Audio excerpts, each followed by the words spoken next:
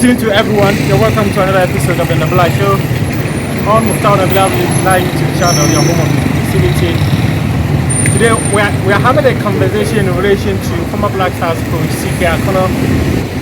We're talking about a plethora of issues in relation to him. We'll also just provide a little update on Chris Hughton, Otto Addo, George Burton, and Gigi Dramani. And we want to start with the CK Akonnor story. The CK Akonnor story is quite an interesting one.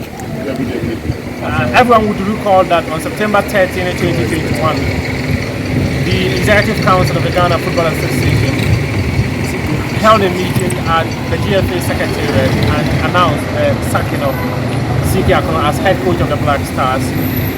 This was after he led the senior national team to a 1-0 loss against South Africa in the qualifiers for the 2022 FIFA World Cup. So the FA felt that it was time for them to part company with the former Asante Kotoko boss, and they decided to terminate his contract. But he was left with 5 months on that contract before he sacked him. And we've been made to understand that a couple of things have happened behind the scenes. One of such is that CK Akonnor is due about $375,000. So let me just give a brief story about the contractual details between CK Akonnor and the Ghana Football Association. The contract between CK Akonnor and the GFA came into effect on February 1, 2020. Most of my followers will recall that I broke that story 1st or 2nd January, that he was going to be appointed the Black Stars coach. I mentioned that he was going to receive $25,000 by mid-January, and then the contract came into effect on February 1. He signed a contract of $25,000 per month. He was due sign-on fee of $50,000. That was the agreement between the two of them. The sign-on fee for the agreement between the two of them was supposed to be paid within 90 days after he assumed work. But that sign-on fee of $50,000 was never paid. And the GFA in their contract between them, between CK and them also said that before they terminate his contract, they were going to give him 1 month notice.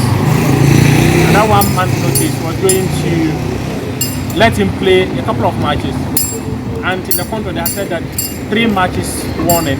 So he did that 3 matches to salvage his days as head coach of the Black Stars. But all these things were never adhered to.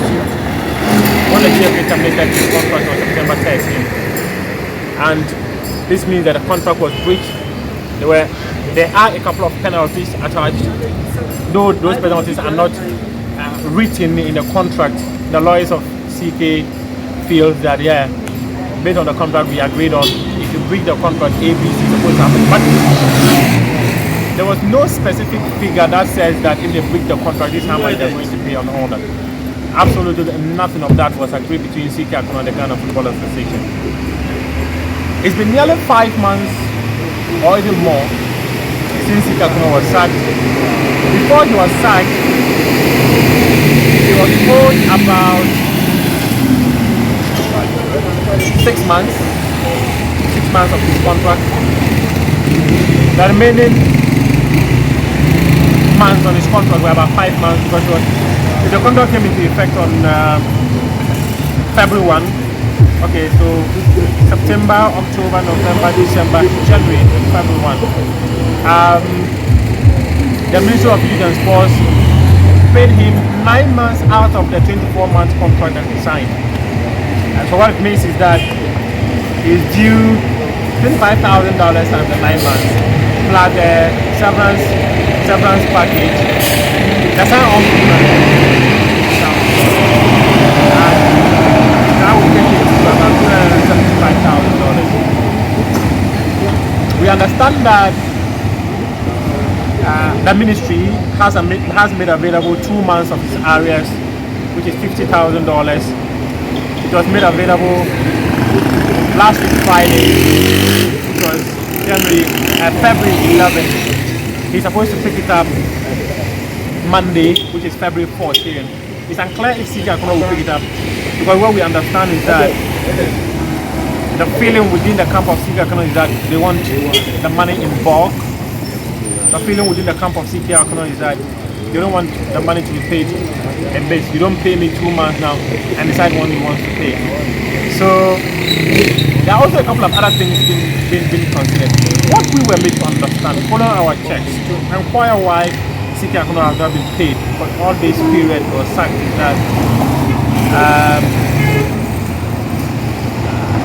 he initiated a court action against the Ministry of Youth and Force and the Ghana Football Association. So they suspended payment until such a time that the court concludes on the matter. But we understand that this action was never processed in the first place. Again, what we know is that it was rather per sources. It was rather a letter that CK had written to the ministry and the GFA, giving them a timeline. Indeed, let's make something clear.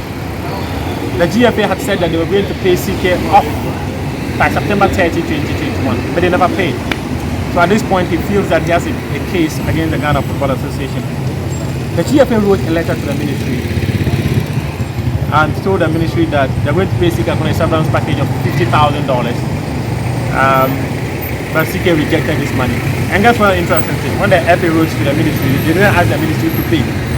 Because the thinking was that if you ask the ministry to pay, the ministry will go and ask, but you got that debt, you should pay it and all that. So they never asked the ministry to pay, but they wrote to the ministry telling them that CK Akonnor is $50,000 compensation, which was never agreed.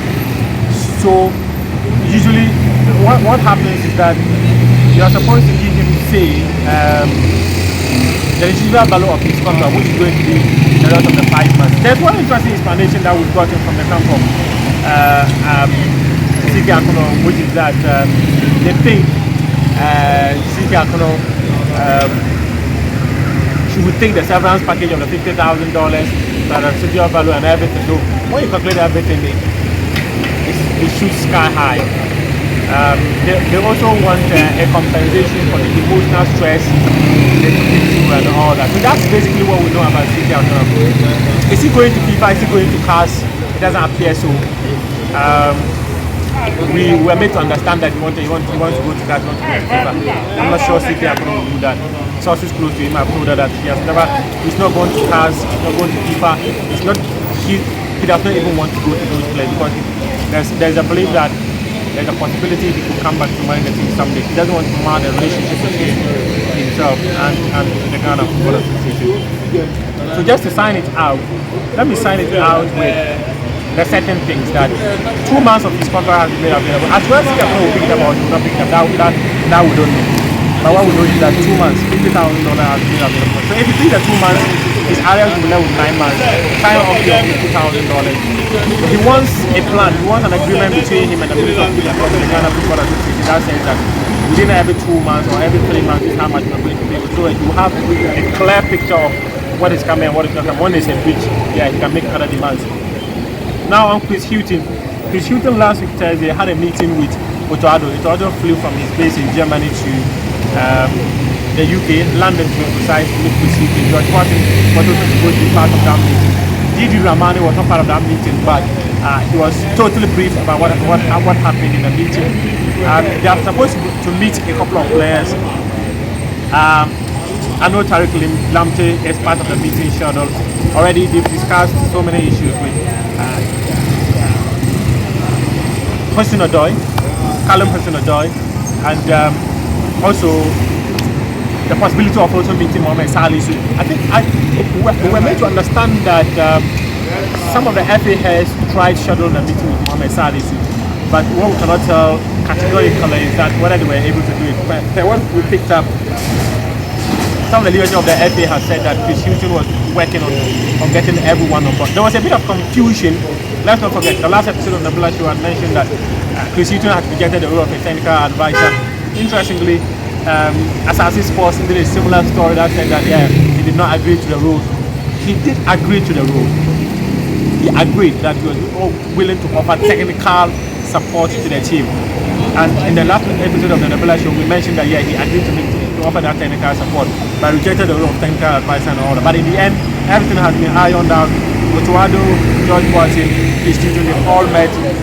They are putting together their plans to ensure that the tie against Nigeria, which is the World Cup qualifiers playoff, it's a success for Ghana. So those are some of the things basically we are aware of. As and when we pick up other stuff, we're going to be sharing them with you here on Nabila Show. With me, Nabila, it's always a pleasure coming your way.